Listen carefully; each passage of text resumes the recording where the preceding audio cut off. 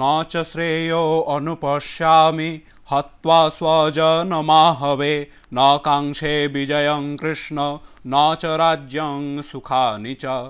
আমি দেখতে পাচ্ছি এই স্বজনদের মেরে এই যুদ্ধে কোনো শ্রেয় হবে না, তাই আমি এই যুদ্ধে জয়লাভ করতে চাই না।